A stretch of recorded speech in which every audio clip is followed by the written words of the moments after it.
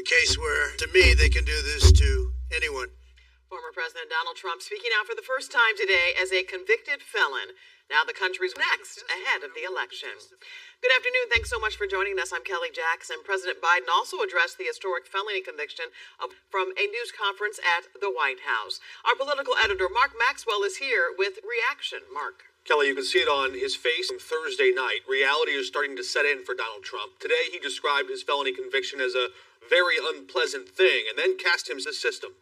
Now he seeks to return to the Oval Office. Donald Trump says his trial is also a trial of the entire justice system. History has unraveled inside the White House, but Friday morning, Donald Trump was given every opportunity to defend himself. For the first time ever, a sitting president's system that just convicted his predecessor, criminal defendant Donald Trump, is now a convicted felon. Now he'll be given the opportunity, as he should, to just like everyone else has that opportunity. Trump's legal team vows a swift appeal that can only begin after sentencing on July 11, 4 days before the National Convention. A mistake in jury instructions could throw out the entire case.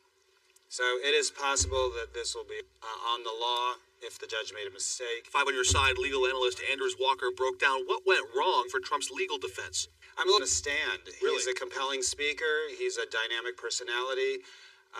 That could have humanized the trial. The reason he didn't testify is because he might have committed another crime and lied under oath. Now, I would have testified. I wanted to testify. The theory is you never testify, because as soon as you testify, anybody, if it were George Washington, don't testify, because he'll get you on something that you said slightly wrong in jury. While he waits to appeal, Mr. Trump continues to rail against a judge who placed him under a gag order.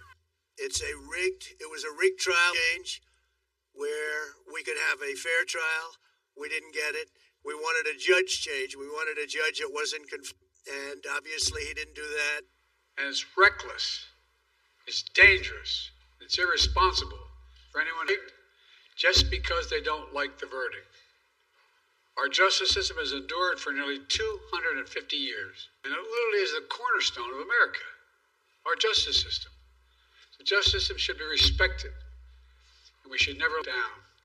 The campaigns for President Biden and Mr. Trump both issued slightly different statements that essentially boiled down to this. The Americans decide who swears the oath of office next January. And sometime between now and November, we may know whether one of those candidates has to serve a